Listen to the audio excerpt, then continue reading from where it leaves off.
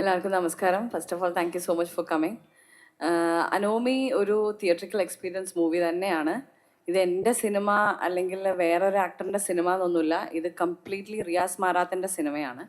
റിയാസിൻ്റെ സിനിമയിലെ ഞങ്ങളെല്ലാവരും ക്യാരക്ടേഴ്സായി വരുന്നു എന്ന് മാത്രം. സോ ഒരിക്കലും ഇത് ഒരു ഫീമെയിൽ ഓറിയൻറ്റഡ് ഫിലിമാണെന്നോ അല്ലെങ്കിൽ ഒരു മെയിൽ ഓറിയൻറ്റഡ് ഫിലിം അങ്ങനെയൊന്നും ഞങ്ങൾ എവിടെയും അവകാശപ്പെട്ടിട്ടില്ല.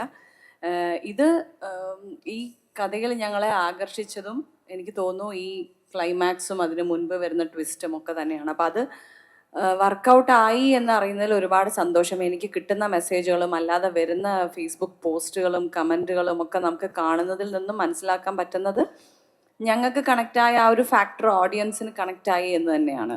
നമ്മളും ഈ ഒരു സിനിമയിൽ നമുക്ക് ഇപ്പോൾ ഒരു 2 മണിക്കൂർ സിനിമയാണെങ്കിൽ 2 ആദ്യത്തെ മിനിറ്റ് തൊട്ട് അവസാനത്തെ മിനിറ്റ് വരെ എല്ലാം കണക്റ്റ് ആവണമെന്നില്ല. പക്ഷെ അതിൽ കണക്റ്റ് ആവേണ്ട മെയിൻ സംഭവം ശരിക്കും പറയുകയാണെങ്കിൽ സെക്കൻഡ് ഹാഫും ക്ലൈമാക്സും ഒക്കെ തന്നെയാണ്. അപ്പം അതിൻ്റെ ആ ട്വിസ്റ്റ് വർക്കായി എന്ന് വരുന്ന കമൻസ് ശരിക്കും ഞങ്ങൾക്ക് തോന്നുന്നു ഞങ്ങളുടെ ജഡ്ജ്മെൻറ്റ് ശരിയാണ് എന്ന് തോന്നിപ്പിക്കുന്ന രീതിയിലുള്ള കമൻസുകളാണ്. അപ്പം അതിൽ ഒരുപാട് സന്തോഷം. കാരണം ഒരുപാട് ടെക്നിക്കൽ പിന്നെ ക്വാളിറ്റീസുള്ളൊരു മൂവിയാണ്. അത് ഇവിടെ സിനിമ തിയേറ്ററിൽ പോയി കണ്ടവർക്ക് മനസ്സിലാവും. കാണാത്തവർ please go watch it in the theatres. കാരണം ഞങ്ങളിപ്പോൾ ഈ അടുത്തൊരു പോസ്റ്റ് ഇപ്പം ഞങ്ങൾ ഉച്ചയ്ക്ക് ഞങ്ങൾ കണ്ടേ ഉള്ളൂ. അതിൽ ഒരാൾ എഴുതിയിട്ടുണ്ടായിരുന്നു, അയാൾ അത്രയ്ക്ക് ഇഷ്ടപ്പെട്ടു ഈ സിനിമ തിയേറ്ററിൽ കണ്ട ആ ഒരു എക്സ്പീരിയൻസ് എനിക്ക് പറയാൻ പറ്റില്ല. സോ ഈ സിനിമ ഇനി OTTയിൽ വരുമ്പോൾ നിങ്ങൾ ആരെങ്കിലും അയ്യോ ഇത് ഞങ്ങൾ തിയേറ്ററിൽ കണ്ടില്ലല്ലോ എന്നുള്ളൊരു മിസ്സിങ് വരാതെ ഇരിക്കട്ടെ. ബിക്കോസ് ഇത് 100% തിയേറ്ററിക്കൽ എക്സ്പീരിയൻസ് ഡിമാൻഡ് ചെയ്യുന്ന ഒരു മൂവിയാണ്. കാരണം അങ്ങനത്തെ ഒരു വിഷ്വൽ പിന്നെ ഒരു മാജിക് ഇതിലുണ്ട്. അപ്പോൾ അത് തീർച്ചയായിട്ടും നിങ്ങൾ തിയേറ്ററിൽ പോയി കണ്ടാൽ തന്നെ അറിയുള്ളൂ. അപ്പോൾ അതുകൊണ്ടാണ് നമ്മൾ ഇങ്ങനെ ഒരു പ്രസ് മീറ്റും അല്ലെങ്കിൽ അതിൽ കൂടുതൽ ആൾക്കാർ ഇതിൻ്റെ ഈ പടത്തിൻ്റെ ഒരു പ്രത്യേകത എന്താണെന്ന് അറിയണം എന്ന് നമ്മൾ മനസ്സിലാക്കിയിട്ടാണ് നമ്മളിപ്പോൾ ഇങ്ങനെ ഒരു പ്രസ് മീറ്റിൻ്റെ ഇത് വെച്ചത്. എനിക്ക് ഡെഫിനറ്റ്ലി നല്ല അനുഭവമായിരുന്നു.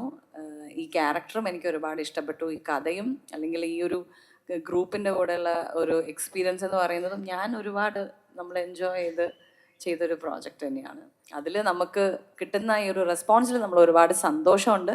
ഇതൊരു കുറച്ച് എന്താ പറയുക, എപ്പോഴും വരുന്ന ഒരു സിനിമയല്ല ഇത് ഇടയ്ക്ക് സംഭവിക്കുന്ന ഒരു സിനിമയാണ്. ഇത് നമുക്ക് കണ്ടുകൊണ്ടിരിക്കുന്ന സിനിമകളിൽ നിന്ന് അയ്യോ അതുപോലെ ആയില്ല ഇതുപോലെ ആയില്ല അങ്ങനെയുള്ളൊരു മൂവിയേ അല്ല. ഇത് തീർച്ചയായിട്ടും ആൾക്കാരെ സർപ്രൈസ് ചെയ്യുന്ന, ഇതുവരെ മലയാളത്തിൽ നമ്മൾ ട്രൈ ചെയ്യാത്ത എലമെൻറ്റ്സ് ഉള്ള സിനിമയാണ്. നമ്മൾ തന്നെ ഇങ്ങനെ പറയുമ്പോൾ നമുക്ക് തന്നെ എന്നുള്ളൊരു ചളിപ്പാണ്. പക്ഷെ വരുന്ന പോസ്റ്റുകളിൽ നിന്നും കമൻറ്റുകളിൽ നിന്നും നിങ്ങൾ നോക്കിക്കഴിഞ്ഞാൽ നിങ്ങൾക്ക് തന്നെ മനസ്സിലാവും സെയിം സംഭവം തന്നെയാണ് ആൾക്കാരും പറയുന്നത്. അത് ഓഡിയൻസിന് കണക്റ്റായി എന്നുള്ളതിൻ്റെ ഒരു പ്രൂഫാണ്.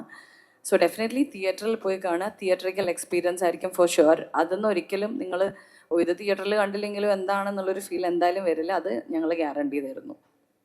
യെസ്. സോ ഇനി ഞാൻ മാത്രം ചോദ്യം ചോദിച്ചാൽ മതി.